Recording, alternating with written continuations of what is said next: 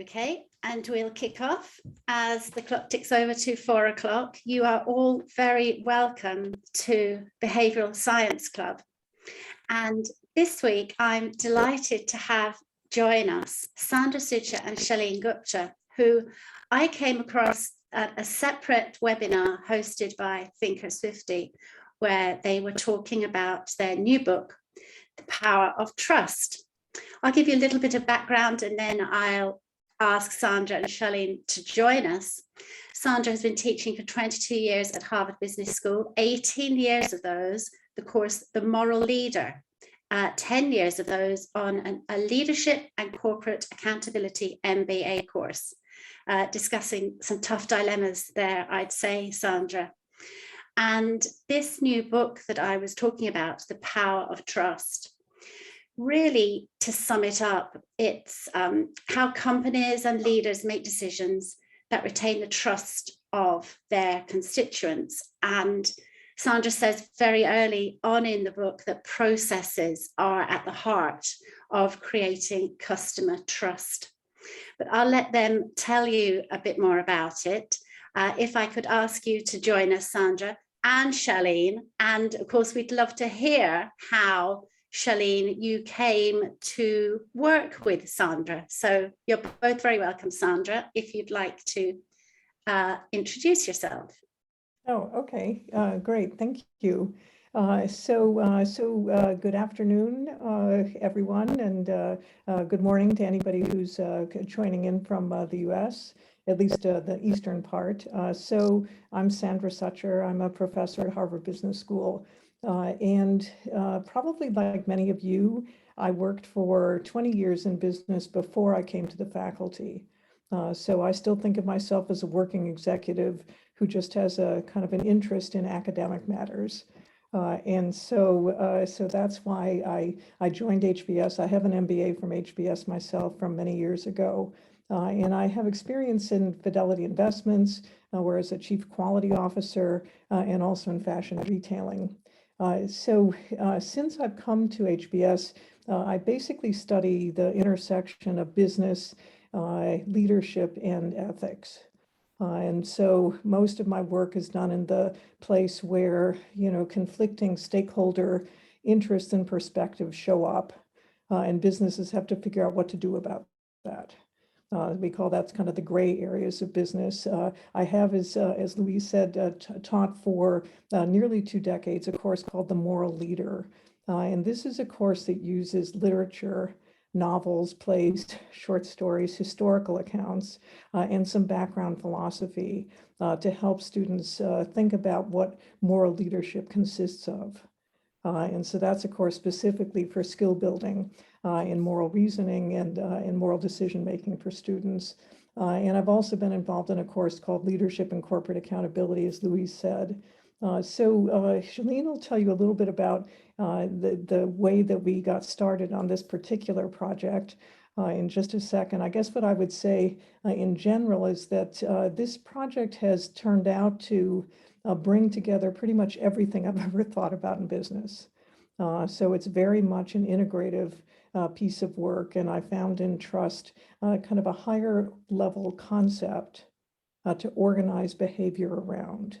And so that's been what I've been up to. But Shalene, why don't you introduce yourself and kind of talk about how we started working together? Hi, everyone. I'm so delighted to be here. And just first of all, as a caveat, my internet is a bit slow and unstable, speaking of trust issues, just when you're hoping everything will go smoothly. So if I seem a little disoriented, it's because it sounds like every word is sort of coming from underwater and there's a bit of a lag. So bear with me if it seems like I haven't answered something properly or I'm not understanding. So I believe right now I'm supposed to be introducing myself and the story of how Sandra and I came to meet. So basically, I'd worked in a number of different industries and I'd gotten horribly disenchanted with business because I'd seen all sorts of, you guys all know the things that go behind closed doors, and how sometimes the most charismatic groups and leaders will get the most number of resources, while someone else who's maybe more on deadline but a bit quieter doesn't get that attention. And then there's the big kerfuffle and it's a bit of a snarl. It's a bit, lots of things like that. And I was like, you know what? I'm going to be a starving novelist. It's going to be wonderful. Except the world had the audacity to keep charging me rent.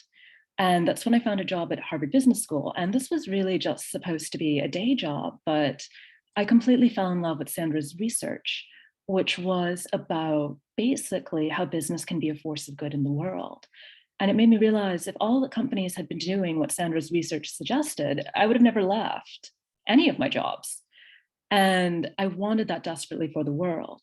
So at the time, Sandra was working on a book on layoffs, which was about a small section of her research, and it didn't quite capture everything.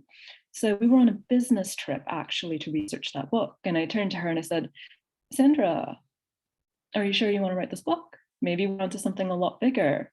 And then I had a moment of like, oh my God, like, did I just ask my boss that? And here's where I'll turn it over back to Sandra. Yeah, sorry, not to hold you in suspense. The fact that we're still here talking with each other means that I said yes. It struck me as a really good insight that there was something, I'm trying to think how to say this. So probably 5 years before that, a colleague who I'd circulated some papers I was writing about layoffs and workforce change. And he said he knew that the topic of layoffs was really important. But he felt it was part of some bigger topic. And he didn't know what that topic was, but it struck him as an example of something larger. And so kind of with that view in mind, when Shalene asked her question, it was like, well, yeah, if you can help me figure out what that bigger thing is, that definitely seems more it's like a window, an umbrella under which we can put these other ideas. And so for those of you who've looked at the book or read any of it, you'll see that there's a lot of the research on workforce change in the book, but it's part of this larger narrative around the question of how is it that companies and their leaders earn trust. And this just becomes an example of one of the ways in which trust is in many cases lost. And then what you need to do about it. So it was a stunning moment. However, we're sitting in this hotel lobby in Tokyo, and Shalene asked me a question I would not ask a colleague I'd known for 10 years. It's basically, would you like to kind of change the direction of your research? And it's one of those kind of to your peril, do you ask that question? But by that point, we'd worked together long enough that I knew that Shalene was not just unbelievably smart and insightful, but a very caring person. And so if she basically said, I think we can do something bigger here, it was like, okay, let's go on that. So then we talk in the book about the fact that the book about trust kind of started with the moment of trust for the two of us. My God. I get so excited. Wait. So that's a super story, and you tell that tale, as it were, at the opening of the book. It's such a nice story, sets the scene. And also quite early on, you identify that just understanding trust, you say it's hard to execute and poorly understood. And then from that, you build this trust model, which is actually then the structure of the book. How difficult was that for you to pin down that sort of that structure to follow? So it was pretty hard, but not like heroic. So there had been elements of it in work that I'd done before, particularly in The Moral Leader, where I'd been looking at issues around how it is. So I was defining moral leadership as requiring two tasks of leaders. One was the ability to exercise authority, and the other was to earn legitimacy. And the course is somewhat organized around those two ideas. So we already had the notion that there were some things that you needed to do to make that happen. And under the heading of legitimacy, I was looking at issues like procedural legitimacy. What's the process through which you get your power? Technical legitimacy, which is, do you have the skills to actually do your job, right? And then the third part is a kind of moral legitimacy, which is, are you seen as someone who actually helps people make sound moral decisions under conditions of responsibility for other people? So for those of you who don't know the book, I apologize. The framework that we have says that there are four dimensions on which people trust. And the first of these dimensions is competence, which relates back to what I was just saying about technical legitimacy. And the idea here is that if you're a business and you're not good at delivering the promise of your products and services, no one will trust you and no one should, right? Why would they? But then after that, because trust is a moral concept, it's not just instrumental. Then there are additional dimensions on which people trust. One is motives. So whenever people have power over us, we care a lot about their motives, right? And when you trust someone, you're vulnerable to the actions and intentions that they have. And so the second element in our model is motives, and we define that as whose interest company serves. Because we can't get inside the head of someone or a company to know like what they're thinking, but what we can see is it shareholders first and then nobody else? Is it company first and nobody else? Or how do they then work with these different interests of customers and employees and the public? The third dimension is means, which is this question of how fair is the company, right? And how it treats the stakeholders that it does business with on all fronts. And the last dimension, and this was new work that came out of, I think, the Leadership and Corporate Accountability course, where we were looking at things like Enron and really notable, huge corporate scandals. And it just occurred to me and to us that there's also this dimension of impact, which is forget what companies say about what they're up to. What's the actual on the ground impact of their actions? So you can think of that in the context of climate change or any one of the number of places where companies' actions actually result in effects. And that's part of how we also judge and trust them as well. So it's this model of competence, motives, means, and impact. And so seeds of it were in other work, but we debated the terms, the order, and all of that. Shalene, what do you want to add to what I just said about kind of what it was like to work on the framework? Sure. Yeah. And again, to the audience, my apologies if what I say is repetition. My internet is still shaky. So a lot of the framework was already in Sandra's work on the moral leader.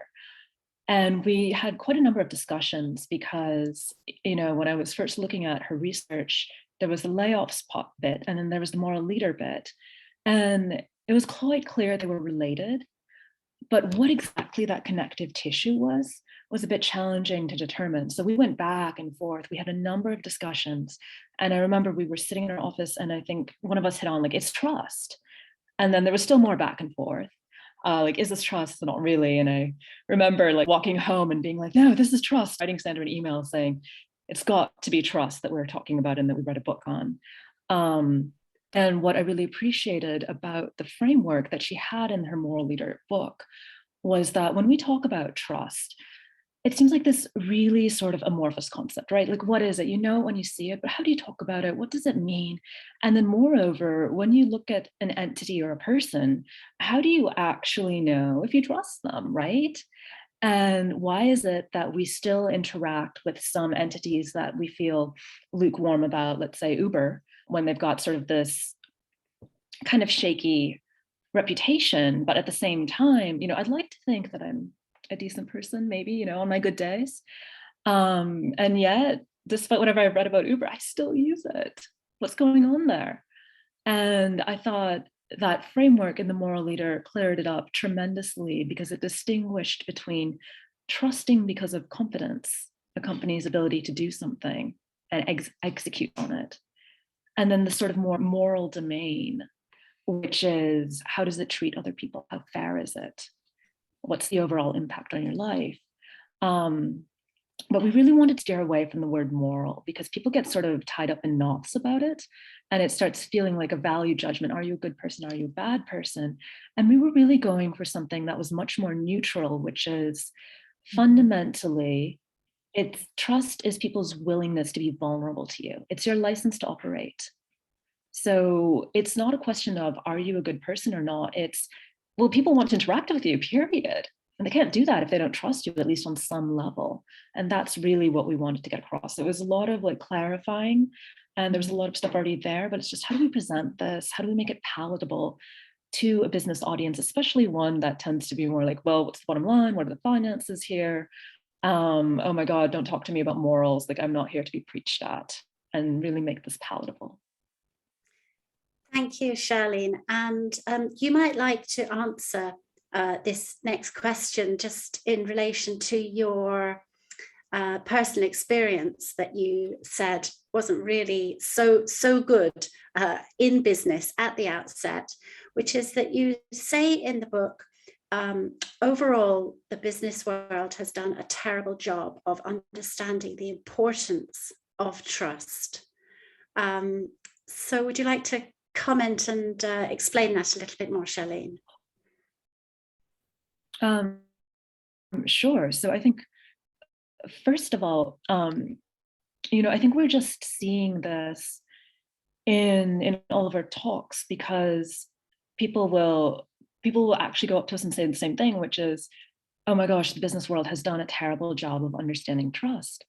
And I actually want to say something that sounds a bit counterintuitive given everything I just said, where I was sort of bashing on business.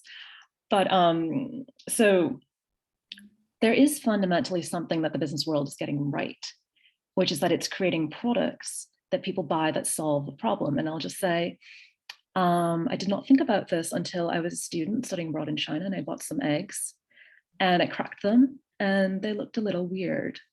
And it turned out at that time, China was going through an egg scandal, and there was a company creating eggs out of chemicals. And I think they were like really bad for you. And so that right there is a level of trust that actually most of us do have, that you can go to the grocery store and whatever you're buying is what a business promises it would be. And, because of that, that's why we see economic growth. And there's some study which shows like a 10% increase in trust in the population is correlated with a nearly 1% growth in GDP. So that's enormous. But then where I feel like businesses kind of fall off is that trust needs to be built with each different group of stakeholders, whether it's your employees, your investors, society at large, and your customers. And very often, and here I come from the employee experience, especially when you're a junior employee with less power, business can really fall down in terms of thinking about how to treat your employees, and the fact that whether or not your employee is engaged is really going to impact the quality of your products and your service. Thank you, Shalene. I think that's what particularly interested me about this book. It was so broad-ranging.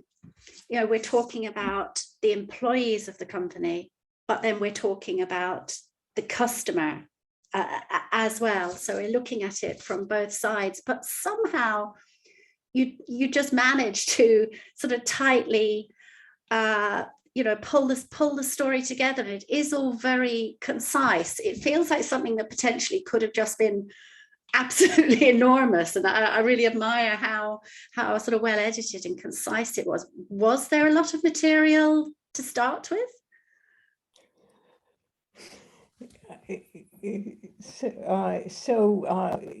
There was, and we grew a lot of material. So for those of you who looked at the book, there's a lot of stuff that's not in the book. And some decisions that we had to make about either what was exactly the right story to tell, to make this point clearly. And so sometimes there'd be some contention, is it this company or that company?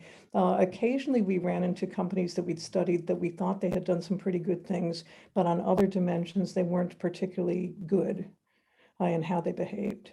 And so there are some companies we didn't include in the book because it seemed like it would be a contradiction in terms to present a company that doesn't actually operate that often in the moral domain in a book about trust, even as we admired some of the actions that individual companies had taken. So there was definitely a lot of stuff. And I would say that if there's a clear narrative thread, it's because Shalene is a writer.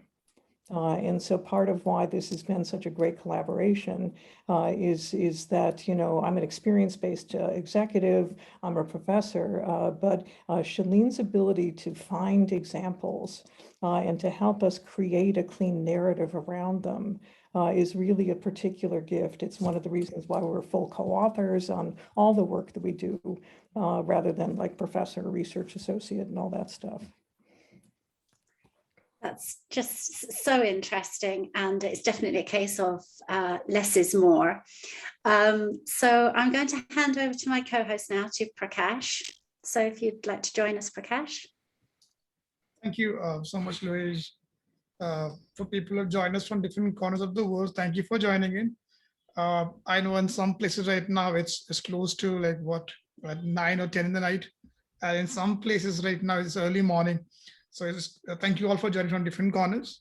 Appreciate it. Please start sharing your questions. I can already see some very interesting questions out there and observations out there in the chat box. I think it's going to be a fun session. Shalene, Sandra, so much. Thank you so much for being here. One question, you know, and I'm just about starting to read the book. I can understand the 4 elements of trust around competence, motives, means, and impact. And you know, there's a way the book has been organized from about defining it to talking about what the components which build up, what do you do when you lose it. You know, quite lovely. Are there different kind of trusts or distrust? Is the question which I'm trying to ask. For example, you spoke about Enron, and you know there was a certain distrust. I think I'm talking about the opposite, which is not trust, it's a distrust. Help me articulate the question better, you both. Yeah. There's also a distrust for Facebook. The question is, are all distrust same, or is trust overrated?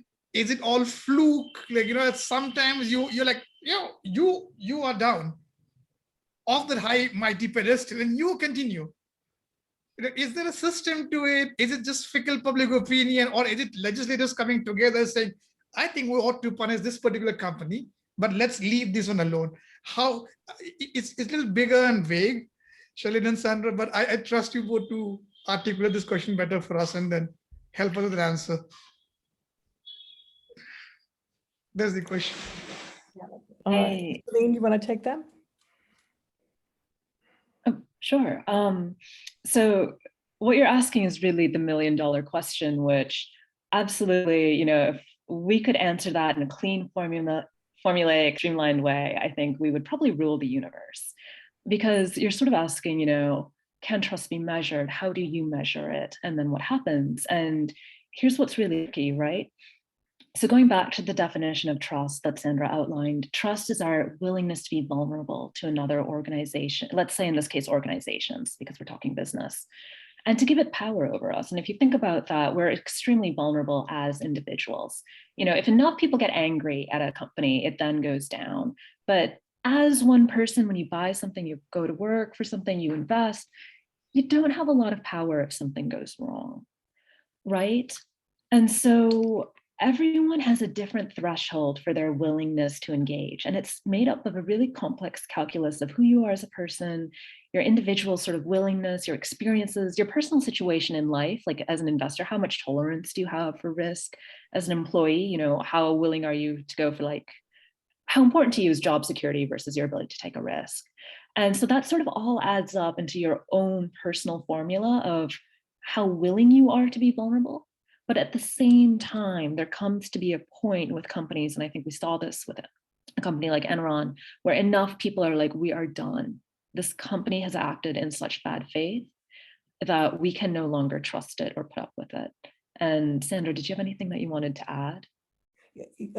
So excellent answer. And so the first answer is that trust is in the eye of the beholder. Right, so there's no universal standard that everyone will agree to that says this thing should be trusted. So if you take a look at COVID vaccines and whether it is people trust them, I don't know about the different countries that are represented by people on the call right now. In the United States, there's a raging debate with people who just don't trust the vaccine. And they have their own reasons for doing it. Do I personally agree with them? I do not. But that doesn't mean that they don't have their own reasons for saying, I don't think the science is proven. I don't think that we know enough about it. And so I think the first sort of general principle that helps you get your arms around this is to expect diversity through this notion that trust is in the eye of the beholder. And so that, that's not happy making, because we'd like it to be a little simpler than that. And I'll talk for a minute in a second about sort of different stakeholders then have different kind of collective views, right? So if I'm a customer, I engage with the business in a certain way. If I'm an employee, I have certain expectations that I bring with me. And so some of these are role defined. Who am I in relation to this organization? But the answer that I was thinking of when you asked your question is that there are definitely trust researchers who say that there are basically two different kinds of trust problems. One is a problem of integrity, which is a question about the motives of the person who did it. And the other is a problem of competence. And that we treat these two different kinds of trust breaches differently. So if we think that someone is just not good at what they've done, we might actually cut them some slack.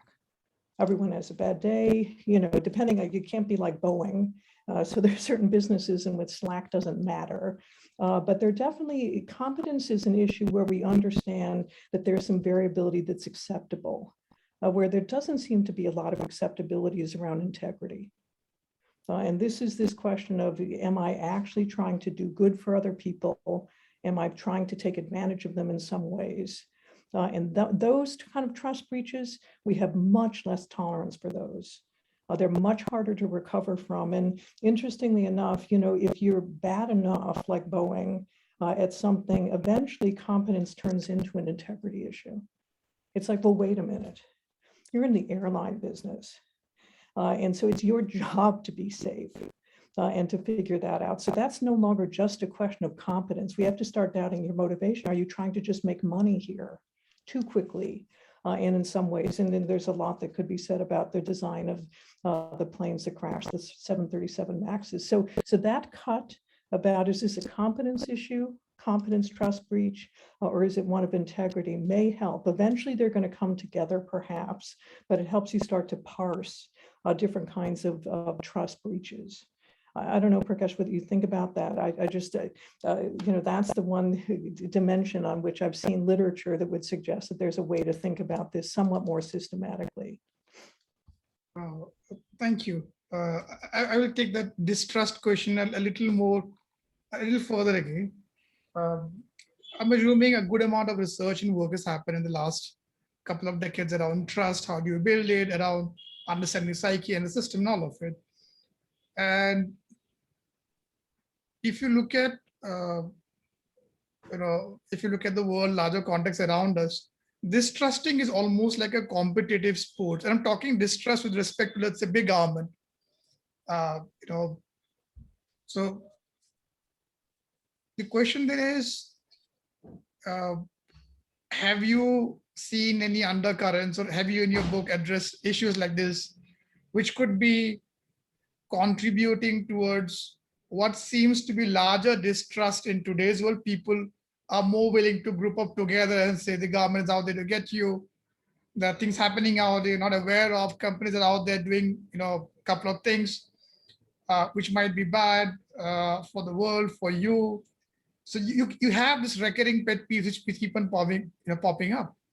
So was there something that you encountered in your research which says that yes, there's a rise of distrust also? Or is it just noise, too much of a share of volume, as a tiny amount of distrust, but media covers it a lot because that is what makes for a good conversation. Number one is this, and number two is, has there been enough work that you have seen being done by corporations or by governments to bridge this trust gap? Because there are fantastic researchers like yourself who have built those framework, and possibly can you then reverse that to find ways to build that trust, reduce the gap? Okay, so I feel like I'm getting into professor mode. So Prakash, you've asked two questions here. And so let's take them in order because they're not the same, right? So the first question that you asked had to do with, is there more or less trust in the world now? Is there some trend line that we can follow and how would we know that? And then I think your second question had to do with examples of organizations are actually doing things that help build trust. So can we parse it that way and answer those two different questions? Is that Yes, ma'am. okay? Yes, ma'am. Okay, so Shalene, do you want to start with some of the Edelman research, or which of these would you like to weigh in on, or both? Yeah, I can take the first one if you want to do the second. yeah, sure. Sure. Yep. No, you go for it. So, okay.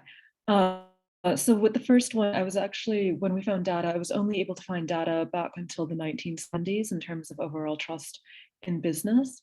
But what I'm actually going to say is, let's take a step back even further to the 1950s and look at the overall business history. And I'm sorry, this is like business history in the States. I wish I could talk more globally about it. But we had a shift here where prior to this, businesses were really more stakeholder oriented, where there were expectations about how a company was supposed to take care of its employees, and it was supposed to have a role in society. And then the 1970s comes along and shareholder capitalism takes over and companies shift towards, it's about making profits and it's about maximizing returns for foreign investors. And that's when you see sort of the rise of these mega corporations and the rise of the shareholder interest, and companies start shifting their interests, and you see a big boom. But at the same time, now we're seeing sort of the effects of this, which is rising inequality. There's this huge gap with CEO pay. And here in the States, we're seeing that pendulum shift again to saying like, hey, we need to recenter a bit. And employees do matter. It's not just about making the profits. And we're also seeing a rise in sort of the intensification of the problems that we're facing as a world, thanks to globalization. So this pandemic, which, you know, country to country to country, because we're tied in more tightly together. And so it's become really clear that because companies have these global powers and our problems are global, they're going to play a much larger role in solving them. Sandra, is there anything you wanted to add to that? Yeah, well, I think the history really matters. And so understanding that, and there are, there's a wonderful article about US corporate law that talks about the pendulum swinging back and forth between the interests of society and the interests of the business. So this is not, there's not a straight path. And you do enough, you go down some path long enough, you're going to create a need for the other path to come back. And so this is what we saw kind of, and the kind of end of the acceptability of only shareholders being the only group that matters to business. And I'd say that we're closer to there than not. I think if you're interested in current measures of trust, there is a very good organization called Edelman, EDELMAN, and they do a study several times a year in different dimensions called their Trust Barometer. And what they study is trust in 4 institutions. They study trust in government, in business, in NGOs, and the media. And what they do is they track with a statistically valid sample of people who are kind of informed and consumers as well as less informed, more general public, sort of how people feel about whether they trust these institutions. The definition of trust really matters. And so they use the definition of, do you trust this institution to do the right thing? So I'm trusting in a thing, in an action, and not just some vague definition of what trust is. And right now, I think in large measure due to some of the shifts that Shalene was talking about and the response to the pandemic, business is for the first time the most trusted institution in society. And so it's trusted well beyond what government looks like. Now, these are kind of, 5 to 6 points. It's not like huge swings, but it's enough to sort of say, well, that's interesting, because as what Shalene said before, that was not true. And I have my own, personal views as to why that's happening. I do think that some of that is because of this shift. away from pure shareholder view of the world. And businesses trying to do more in that dimension. And I think the businesses in general have done pretty well during the pandemic. And so I think there's a kind of a recency effect here, people taking a look and sort of saying, well, you know what, in general, my employer is actually trying to do the right thing. And so I think that that's going on. So, but if for those of you who want to start tracking this, this is available, online all the time. You can see and they do this an annual report, and then they do separate reports depending on business functions like brand management. They've just come out with a wonderful report about employee trust. And they call this one the belief-driven employee. And so what they're tracking is the fact that employees are now more interested in a value alignment between what they care about and what the company cares about. So there's the big sort of what's happening, and then there's kind of how can you tap into what's going on and try to get some view of that from an institutional standpoint. Thank you so much. I'm getting so greedy because there's so much material around US and what's happens out there. You document, you write, you rewrite, and you export it in a lovely way to the entire world. And as you're explaining all this, I was so aware. I know almost nothing about how we look at trust issues when it comes to, let's say, India. I'm in India. How we look at our companies, and I wish there was that depth available to us in terms of research. I'm sure there's some work done, but it is not to the depth in which you both have explained. So this feels so wonderful, Sandra. You say. Yeah, well, thank you. It's only because I have had the opportunity to study some of these things. India is one of the countries that's studied by Edelman. So they actually do their research in 28 countries around the world. And you can look at the country drill down to see what it is that's going on in a given country, as well as kind of what it looks like in general. So there's good news. There is data there, although it's probably by no means as much in depth as other places where they've been studying this longer. Thank you so much. Also, much more greedy. Shalene, yeah, you're saying? Oh, no, I was just going to go on a side tangent about it is hard to do some of this research in India, because I did have a job where I had to do the research, and not a lot of the history was available in archives in easily consumable format. So anyway, that's a side note about, what we choose to make accessible and just how history is complicated. What we can study and can't. Anyway, I'm sorry. We should tell Prakash about the HDFC case, though. Boom. We can touch if you can touch it briefly, why not? So the case about the Indian bank, do you want just to briefly talk about it, Shalene? As an example of like one company we utterly found. Yeah, go. So very quickly, Indian company, because Sandra and I are big fans of global examples and representation. Indian company that did home loans back in sort of the 70s and 80s. There wasn't much of an infrastructure for loans in India. And HDFC actually said, we're going to create this. So it shortened the amount of time that it took to get a loan from 1 year to 6 weeks. Not only that, it realized it could not create this infrastructure for India alone. So it actually invested in its competition to create this entire industry. So you can read more about it in the book. But when do you get a company investing in the competition? Because it says, we need to do something for society. Thank you so much, Shalene. SDFC is our client. So that's a lovely tie-up to the story out here. We're just about started working with them.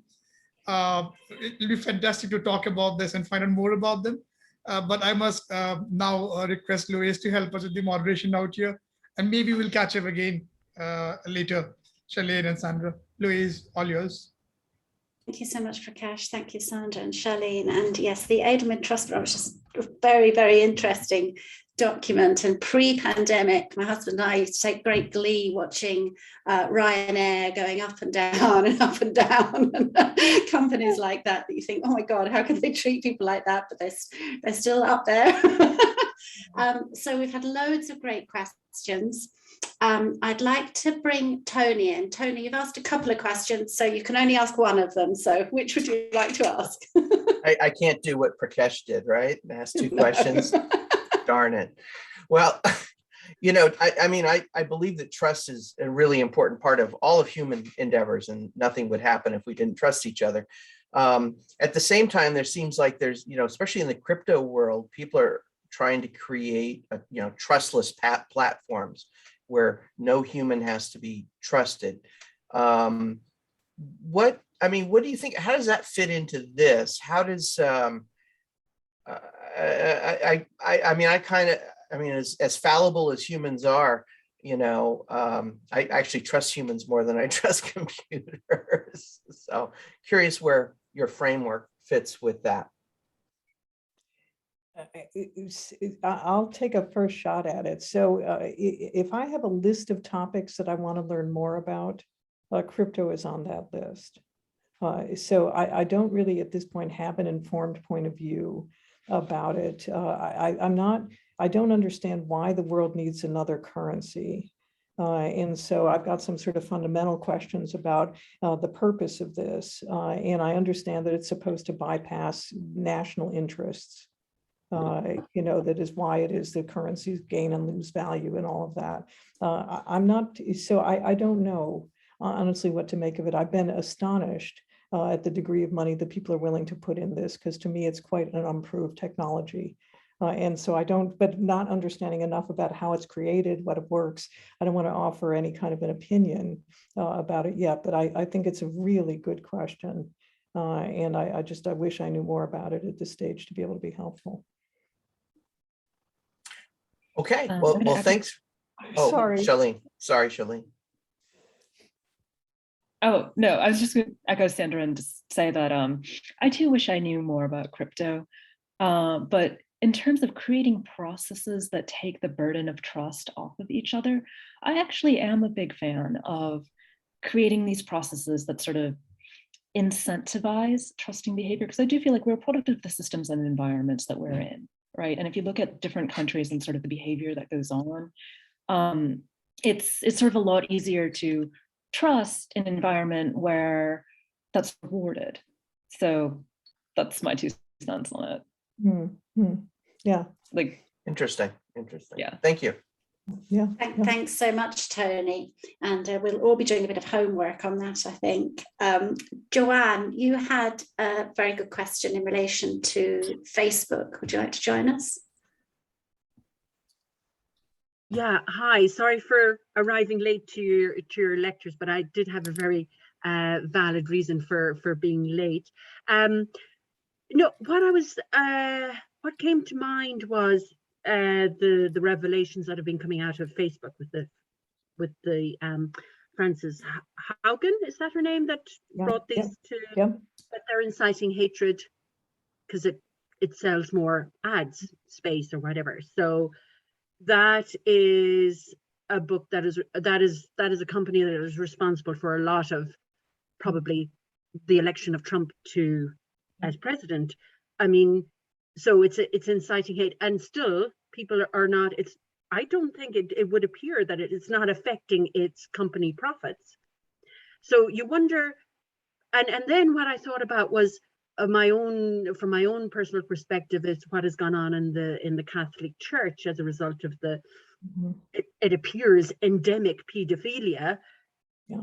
And people and friends of mine still go to church every Sunday and continue to support to a certain extent, despite the fundamental break in trust. So I would say that companies look at this, or organizations look at this going, we can get away with this. It's not that important. Why should we really worry about it? They're all getting away with it.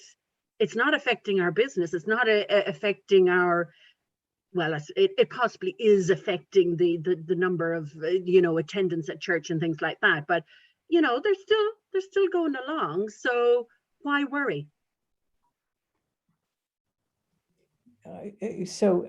I'll start. Just with the so the framework says that there are 4 dimensions on which we trust. Right? Competence, motives, means, and impact. And you can be good on some of these things and not good on others, right? And so that's one of the kind of fundamental understandings here, is that it's very rare for a large, well-capitalized business to go out of business. So Enron is definitely an exception in that regard. Meaning it's very rare for that to happen. What happens though is you do see things kind of move in and out. So Facebook, and I've been following the Facebook Chronicles, the Washington Post has done a remarkable job of reporting on the Wall Street Journal as well, and the Times to a lesser extent. Now, Facebook just came out with a new name for itself. Now it's calling itself Meta. And I'm not even sure that I believe that would be the correct way to pronounce it, as in the metaverse. So you don't kind of willy-nilly decide to rename your business, right? You do that when your brand is tainted. So that's connected. Absolutely. Oh, right. Okay. Okay. Yeah, and so I think, again, if you take a look at impact, here's Mark Zuckerberg, and the guy is, richly deserves the disdain with which he's held for how he's managed the responsibility that he has to his users. And the increase in government committees and people investigating him, not just in the US, but in other countries around the world, and trying to figure out what to do about a company like Facebook. We're not done with that, right? And that's because they really have violated the trust of the public and of the people who use their platform. Will they go out of business? Absolutely not. Don't even expect it. But will they actually have to twist and turn and try to do some things as a result of all the publicity that happens? They will definitely have to do that. And the name, to me, it was like when that was announced yesterday, it was like, really? That's like such an old trick. It's like, I'm no longer called, forget I'm not Exxon, or ESSO or whatever I was before. I'm some new name no one can pronounce or think about. It's like a Google becoming Alphabet. But Alphabet didn't come out of like a scandal the way that Meta is coming out.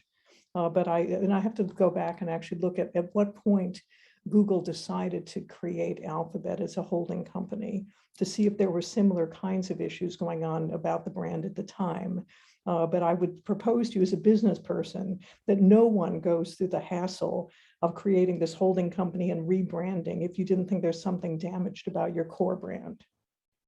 Very interesting. Okay. Good. I'd add to that, but trust really is a license to operate, and it can be a little bit hard because you're like, well, this company is still in business, so obviously it paid no penalty, right?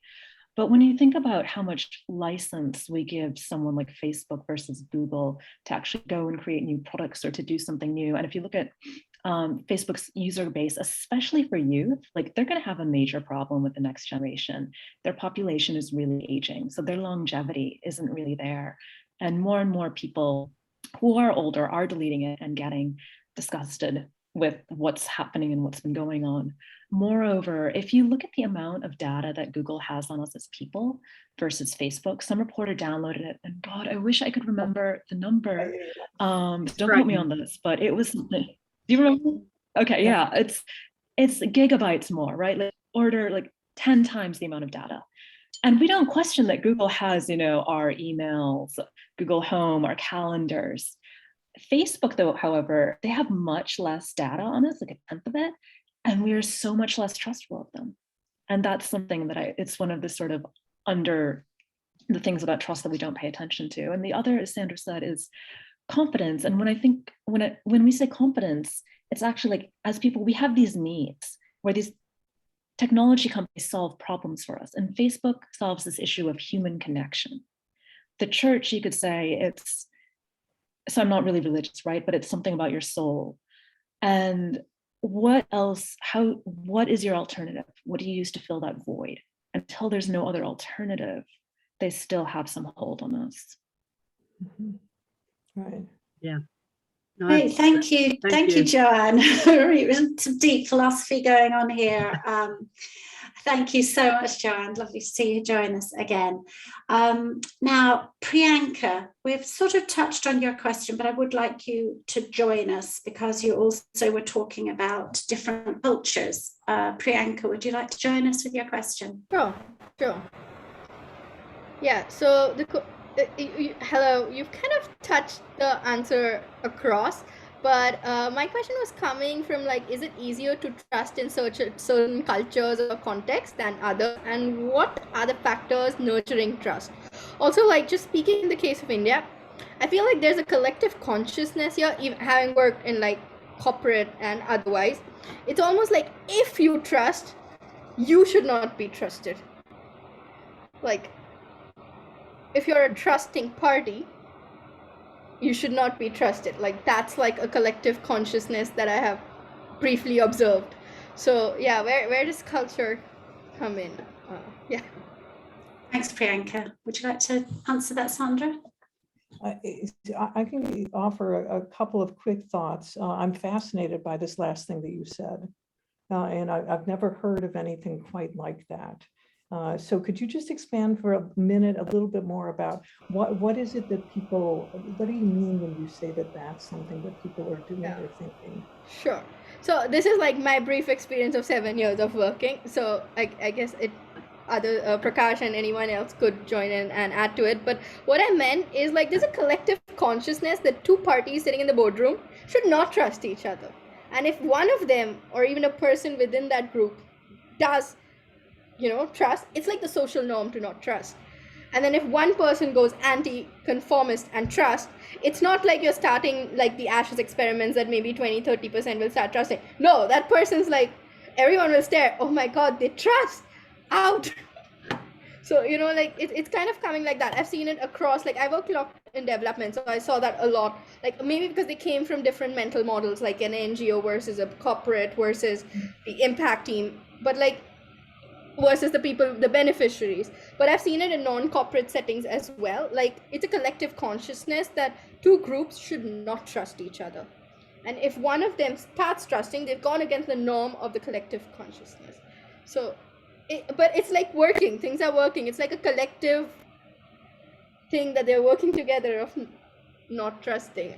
It's strange. Even I'm trying to gather my thoughts around the culture. I was brought up here, but still, yeah. I have a stab at this, which is based partially on a small understanding of history, small personal experiences, and a sort of mishmash, but and a little bit of psychology, which is I do believe that we are a product of the context we come from, the systems that reward behavior. And this is where I get a little personal. So my dad was born in India, and I can sort of see, because he's a businessman.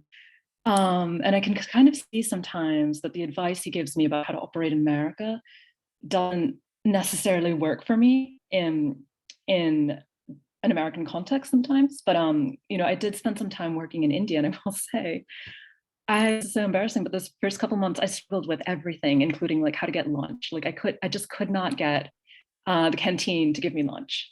And I realized that I was just operating in a really different context with a really different sort of reward and behavior system. And so I don't want to like I don't know the history super well, but I think my dad was definitely coming of age in a time where India had not as many resources. It had just gained independence. It was really trying to find itself. So there was a lot more competition for every single thing. And you had to do that to survive, at least like he had to do that to survive. And I can see with my own childhood, like I haven't had quite that pressure. And so it's a lot easier because I think there are incentives here where if you trust, you are rewarded for that, if that makes sense. Yeah. Which, and sorry, and like, again, like take everything I say with a grain of salt. Yeah. Yeah, no, I think that different national cultures definitely have different propensities to trust. And there are people who study that. And they look at sort of a willingness to trust as a sort of a general willingness to be trusting in your environment. That's different from the way that we're defining trust, which is very much in an interaction in particular. But if you're interested, there's a very famous book, 1995, by Francis Fukuyama, and it's called Trust. And he takes a sort of a national culture view and examines a number of different countries and takes a look at what the institutional arrangements are. So some of them are very family oriented and you only trust your family or your clan. And it's a very good, even if, to me, it's a little bit dated, of course, because it's from 1995, but it's a brilliant piece of work to begin to understand how to think about these things with respect to the actual national culture and the institutions in it, and who is it that ends up being trusted. So I think, I guess my question back to you is anyone trusted? Are you allowed to trust your family? Or is it just in any engagement that you're not allowed to trust anyone?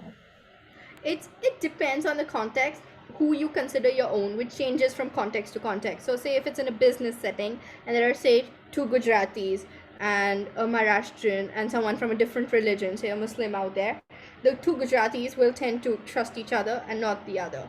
And if it's like your family, it's more family oriented for sure. But thanks for the book. Yeah. Yeah. And I'll say, like, just personal observations of the diaspora here. There is enormous trust within the diaspora because you are navigating a world which you're an immigrant and where you're an immigrant, and so there's a shared understanding where that trust is a lot deeper. Yeah, the title of the book is Trust. Trust. It's by Francis Fukuyama, and exactly, yeah. Thank you so much, Sandra and Charlene. So I'd like to bring in Kimberly. Kimberly, your question, I think, was related to AI and trust. Are you still with us, Kimberly?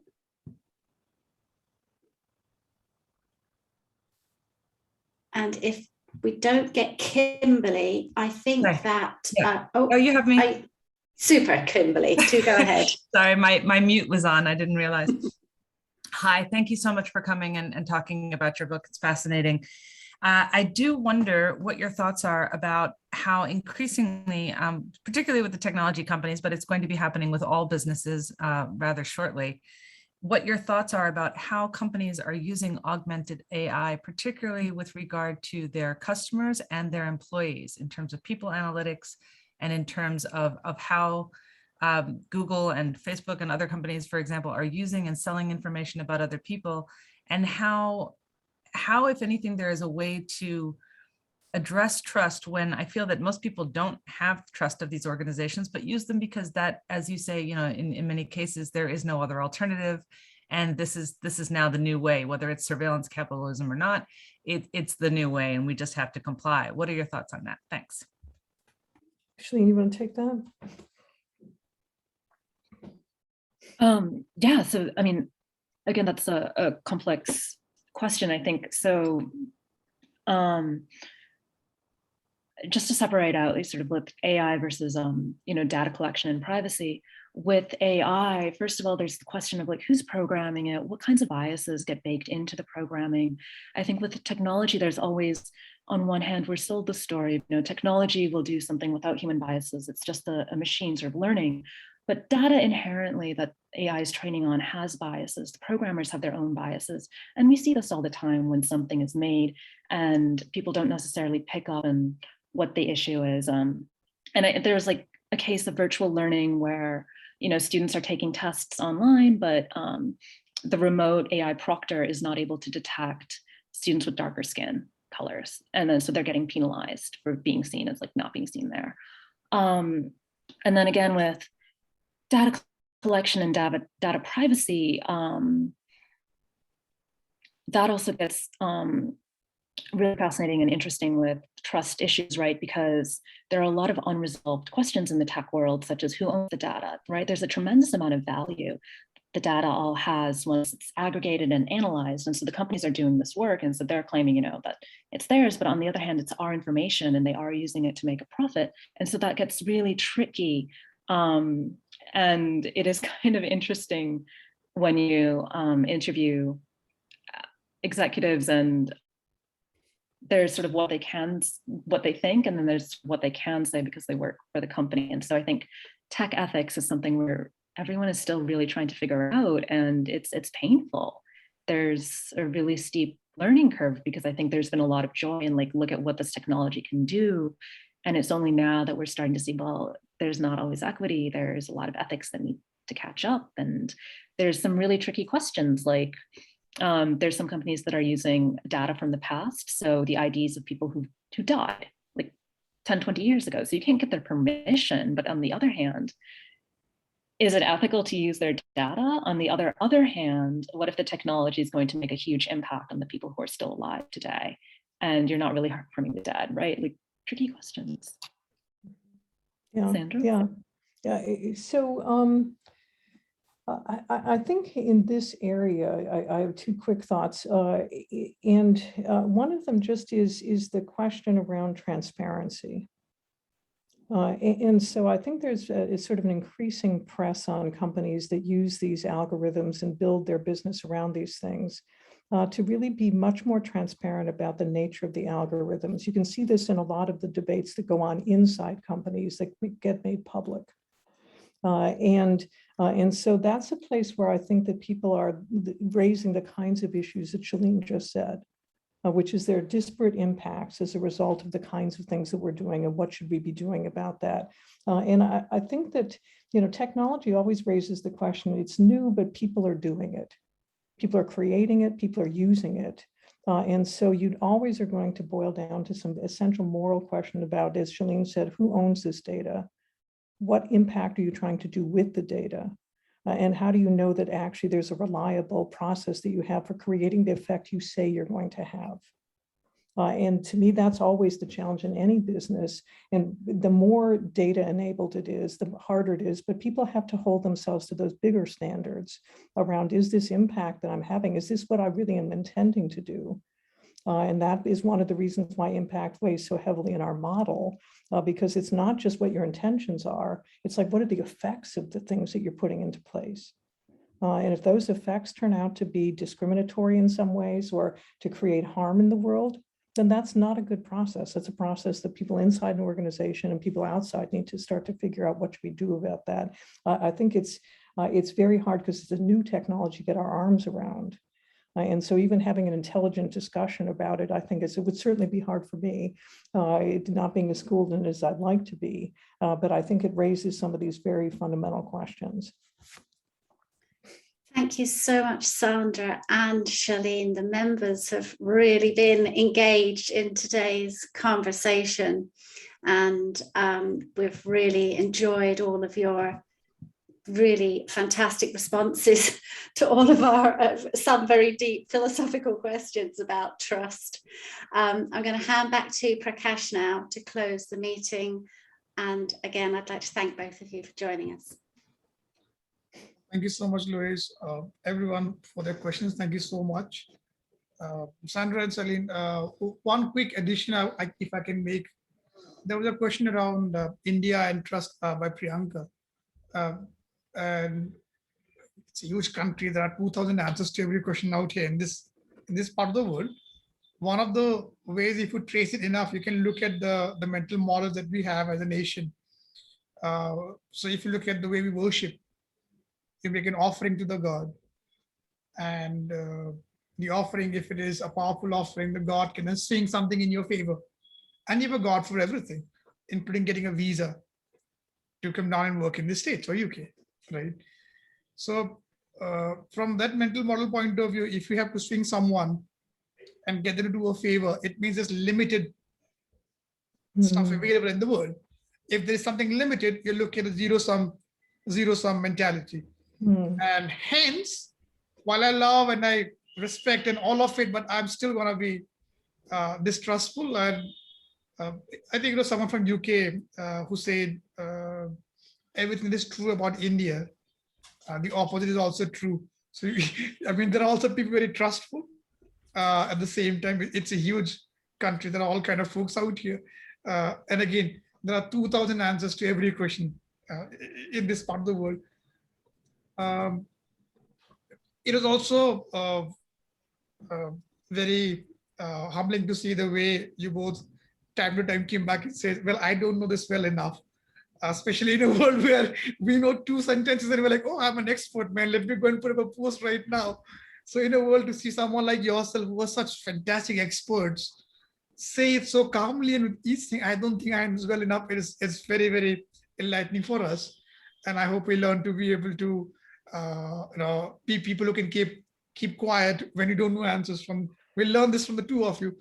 Thank you so much. Before we sign up, any parting advice, suggestions from the both of you, Sandra and Shalene? Shalene, go for it. So I just wanted to add that I hope I didn't offend anyone with my comments about India, and everything is complicated, and I did not mean to say that India is a less trusting country, not a company, but that there can be different behaviors that are rewarded, and that what is rewarded may look different, and certainly there is a lot of trust in India as well. Mm-hmm. Yeah. So I have two quick things to say. One is I would never advise you to go against your self-interest. And so if you're in a context in which trusting creates harm for you, you don't have a moral obligation to trust. You have a moral obligation to behave in a way that you want to, but that takes care of your interests as a person, as a family member of community. So I don't regard this as sort of a moral good that you have to live up to at all times and against, your own sort of interest. I think that would morally be a wrong stance to take. On the other hand, I have like one generic piece of advice. So if you want to kind of try this out as a way of thinking, a very practical question that you can ask if you're considering doing something is, will this action cause me to build trust or lose trust, and with whom? Just as a way to kind of get the question into something that you can use to interrogate actions that you try to take. Now, you may be Prakash in an environment where it says, do not go there, right? Because, this is a place where I'm going to get hurt. And then there are other places where you can learn about whether or not something that you're doing builds trust or lose trust. But the important thing is also the coda at the end, and with whom, because this is really talking about other people's views of your actions. Thank you so much, Sandra and Shalene, for that. It was lovely listening to both of you. It was very, very enlightening. No offense, nothing. I mean, there was nothing offensive at all anywhere out there, Shalene, in case you were worrying. Thank you so much, and have a fantastic weekend ahead. And for our members out here, be safe, have fun, wear your masks, get your shots, the vaccine shots, get your jabs, and take care and have a good time. Thank you. Thank you so much, everyone. Join us next week. I'm delighted that next week we have Aidan Carthy. He's the Director of Research Centre for Psychology and Emotional Intelligence here in Ireland. He's a Doctor of Psychology in TU University, and he's one of my best friends. So I'm just delighted that he's going to be joining us. So see you all next week. Bye. Thanks, Bye. Sandra. Thanks, Bye. Shalene.